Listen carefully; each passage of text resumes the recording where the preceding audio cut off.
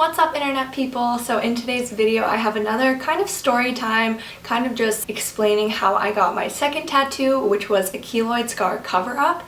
So first of all, I'll just talk about keloid scars and the process of finding an artist who can do a tattoo over the scar, just because not every tattoo artist is willing or able to do a tattoo over any kind of scar, especially keloid scars. So I know a lot of people also get like self-harm or other types of scars from surgeries and stuff like that covered with tattoos, but you definitely want to be a little bit careful, do your research about finding someone who's willing and able to do a tattoo over whatever kind of scar you have. So basically a keloid scar is a raised scar after an injury has healed.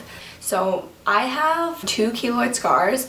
The one that I got covered up was from an accident over almost 8 years ago now. Definitely over 5 years ago. So basically when I was in high school, I used to do track, and when you race, you wear like track spikes, which are kind of like soccer cleats, but it's like shoes with like metal spikes at the bottom. And I actually spiked myself, which is like super embarrassing, and like the logistics of it sound really weird, but basically like you do these like frog kick things, and like my left shoe went into my right knee. The scar itself isn't harmful, but it is like very painful because it's so deep. In college I got another keloid scar because I got a piece of glass stuck in my leg, and that one healed perfectly fine. So to compare and contrast them, the one I got that was minor from the glass, it doesn't hurt or anything, but the one I have from my injury in high school, it's like painful to the touch. So that kind of like is different from a lot of other scars, and it definitely plays into my experience of getting tattooed. Like, this is the most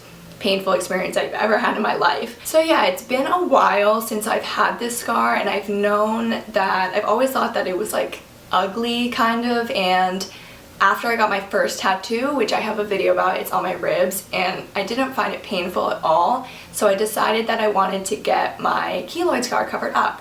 So to start doing research, I didn't really know anything about finding tattoo artists yet. I basically just knew that like the scar itself was like really purple and pink, so I was like, I need to do something that's like purplish pinkish to cover it so that it like blends in well. So basically I knew that I wanted the design to be cherry blossoms and a moon. Cherry blossoms symbolize like fleeting beauty kind of, but to me it's also like the cyclical nature of like that even though like beautiful things come to an end, they still will always come back later on. So there's a famous Japanese saying that goes, "Tsuki ni muragumo hana ni arashi," and that basically translates to, the moon is often hidden by a cloud, flowers are often scattered by the wind. To me, what it means is like nothing is guaranteed. For every good thing that happens, there's also a bad thing that happens, but the vice versa is also true. For every bad thing that happens, there's always going to be like a good thing that happens, and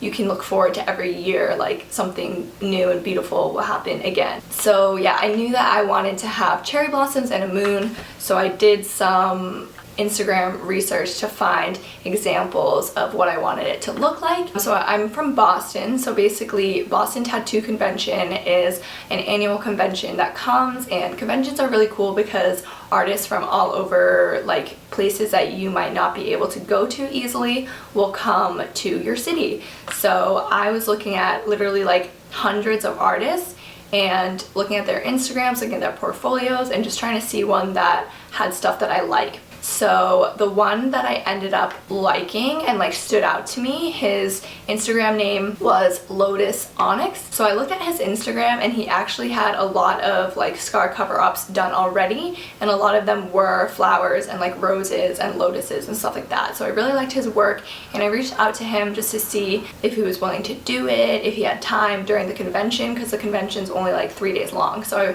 I reserved this like months before the convention. A lot of tattoo artists say this, but basically they don't want you to like ask too specifically. Like, you should be specific about everything you want, but then it's up to the artist to create something using like their own artistic input, because they're tattoo artists, they know like what's gonna look best and everything.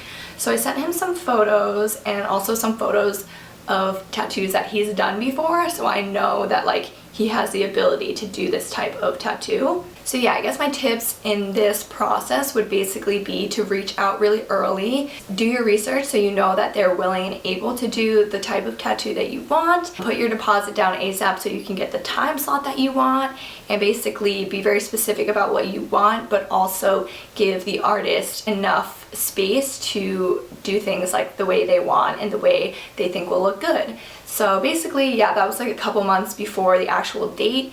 And then the day of my appointment, I went into the convention. I met him and he showed me the design, and he basically asked me like if I wanted to change anything. The design was actually much bigger than I had originally intended it to be. I originally only wanted like maybe like 4 or 5 inches. It ended up being like 6 or 7 inches maybe.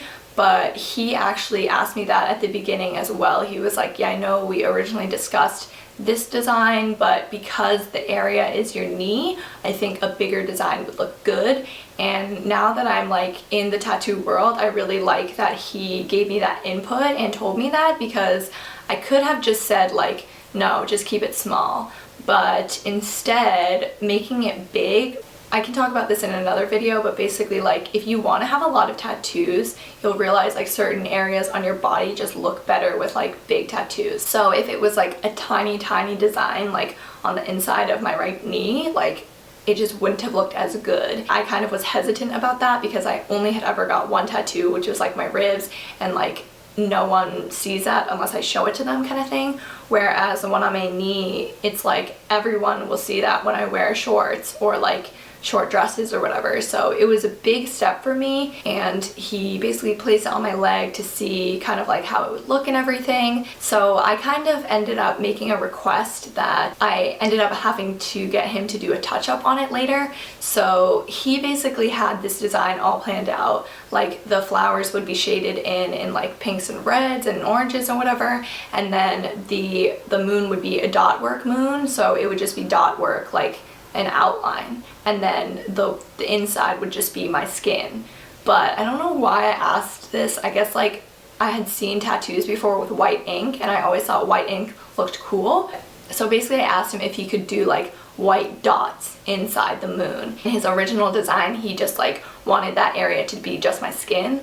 So what ended up happening is like the tattoo was so beautiful, but then the little white dots kind of ruined it. It looked like little like pimples or like some kind of skin condition. It was like really weird looking. So I ended up going back to see him in Brooklyn a couple months later to get it filled in with like black and blue like craters and stuff. So I actually really liked the way it ended up happening. But yeah, that's just like a disclaimer to say that your tattoo artist, whatever they have design planned for you, like obviously if there were big things that you wanted taken away, like if you wanted to add another flower or something like that, definitely say what you want. But also I wouldn't change like what the tattoo artist already kind of like planned for you. Yeah, and then going over the actual scar, I said earlier, but even to just touch the scar is pretty painful. So this was like the most painful experience of my life, was like going over the scar with the needle. And also it was like a completely different type of tattoo, so it's like watercolor, so the needle that they use isn't like one line, it's like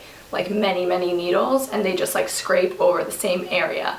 So in that sense it was more painful just because there was so much shading. So yeah, in my opinion, shading is the most painful part of tattoos. I'm happy that I did it, but would I do it again? Probably not. Like I do have the other keloid scar, but that scar doesn't feel like anything, like it doesn't hurt to touch. But if I had another scar that hurt to touch, I don't know that I would actually do it again. It was so painful. But I think I will get the other keloid scar covered because it doesn't hurt to touch. But if you do have a scar that does stuff like mine does, like it throbs sometimes, like twitches when like the storm's coming, that's like a very sensitive scar, so it was like so painful. I really loved how it came out. Like I said, I ended up a couple months later going back to get a touch-up with him in New York.